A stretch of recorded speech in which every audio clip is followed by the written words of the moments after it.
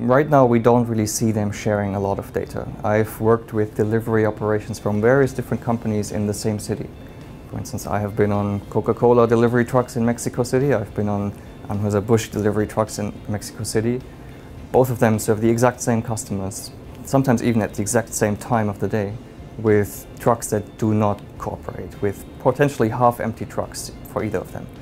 So if they were actually willing to cooperate and to consolidate shipments, there could be tremendous economic savings for those customers or for those companies, but also very nice positive impacts on the livability of cities, on congestion, on mobility, on the emissions that those vehicle operations create. So we do see a huge potential of sharing data, sharing information about when you go where to serve which customers, but it's not really happening. And that's where our role as a neutral entity, as academia, can be very valuable, because we can bring multiple stakeholders to the same table, discuss it with them, be the moderator and be the neutral entity that does the analysis without them having to fear that confidential data ends up in the wrong hands. So smart lockers, for instance, we've seen a couple of good examples in the past of how they could actually be used to increase the efficiency of last mile delivery. For instance, DHL in Europe has been extremely successful with their Packstation, which is basically the prototype for a smart locker system. The benefit of that is it serves two purposes. The customer usually likes this kind of solution because he can just walk up to that locker and receive his or her package at any point in time, whenever it's convenient to them. So that kind of convenience factor is a very important success driver for lockers.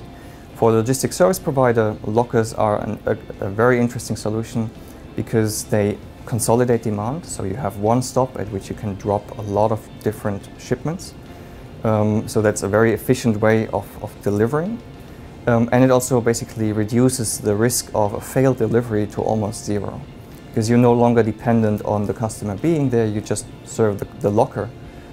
So you basically have a success rate of those deliveries of almost 100%.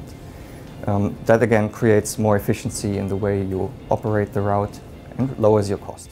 On-demand fleet services typically nowadays refers to crowdsourced delivery providers like Uber Rush, for instance.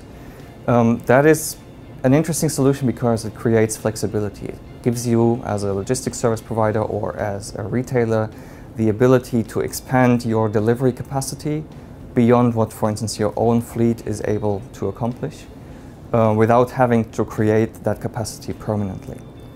So, for instance, if you run into demand peaks throughout the day or throughout the week or the month, you might want to leverage those on-demand delivery services to cover those peaks and to probably serve the most urgent and most cost-insensitive customer requests, while covering the base load with your own delivery fleet. And that might be more cost-efficient than having a larger own fleet that is potentially less utilized throughout most of the time.